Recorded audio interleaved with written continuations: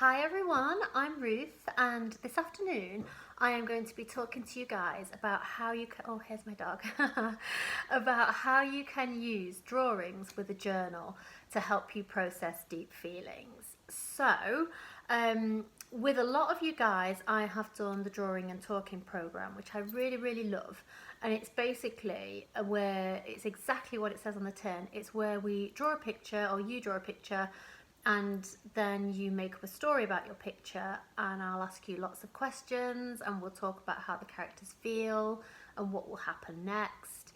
And it's a great way of processing any deep feelings that you might have, but doing it in a nice, safe and fun way. So I'm going to show you what I do what I do to kind of complement that for me personally, because I know how good drawings are for processing feelings. And it's like I've said in a few of my previous videos, we have lots of different characters that make up our personality. And it's really important to organise them and to make sure that our good guys and our heroes are in charge. So what I do is and I just do this for fun, so it's kind of, you know, a really good idea. I've got a sketchbook, and in my sketch pad, every now and again, I'll just draw a picture without even thinking about it. So I will draw, I'm just going to hold it up there, anything that I want. I don't overthink it, and it's like a lot of the activities that I've explained to you guys before. Don't think too deeply about what you're doing, because we want to get all the subconscious stuff out. We want to get all the things that have been buried deep down. The conscious mind, the stuff that we can think about right now in the moment, that's already up there, that's already there. We're not interested in that. We're interested in the deep buried stuff. So when you do your drawing, don't think of anything. Don't think, I've got to do a certain idea. Just draw whatever comes into your mind. The more random, the better. So when you've done your drawing, this is what I do.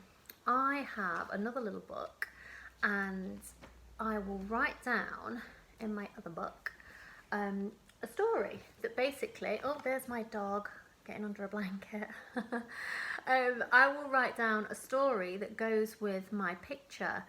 And again, when I'm writing my story, I don't think, I'm not trying to impress anybody with my story. I don't show them to anybody. It's literally just to process my ideas.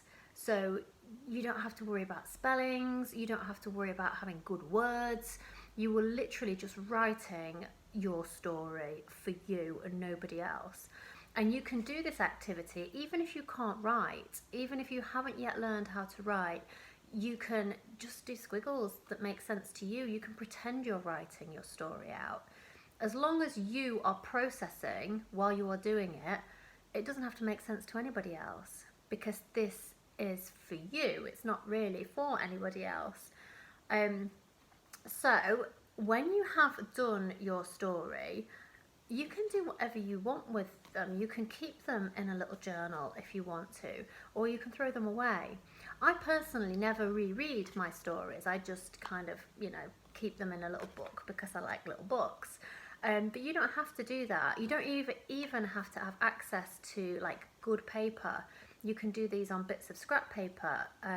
It's more about processing. So it's about you getting all of those deep ideas out onto a picture and then out into a story. If you really don't like writing and you don't want to do that, after you've drawn your picture, if you have a grown-up at home who will listen to you, you can talk them through your picture and you can tell them the story and tell them all about your characters. And when you're doing that, and this goes for anybody that's writing it as well, think about what happens next. Think about really making this a story that has depth. So a story that has different possibilities and different things that might happen. So it's fine to have a really short story. It's fine. But try and think as deeply as you can and spend spend a good little while doing this so that your story does have depth and that your story goes, you know, deeper than the surface. And like I say, when you've done that, you can do whatever you like with your drawings and your writing. You might never want to show anybody ever. But what we are doing when we are doing our drawings, and some of you might have scary things happening in your drawings, and some of you might have battle scenes, and that's absolutely fine. In fact, that's quite good, because that shows that you are getting scary feelings, angry feelings out from deep down, and you're bringing them up to the surface and you're facing them. And I know I've said this in one of my videos before, it's really important that we at some point face our feelings. So as humans, we will feel angry sometimes, we will feel anxious and worried and sad, because we're emotional beings. We are meant to feel, we're meant to have those sort of emotions. And when we do, we need to process them and react to them. So if we're feeling sad, we cry, and that is exactly how it should be. If we're feeling angry, we can express ourselves without hurting other people or ourselves or property. But often what we tend to do as humans is we tend to just pretend that we're fine and pretend that nothing's happened and push those feelings down. But the great thing is, even if we've done that, we have different activities that will help bring those feelings up.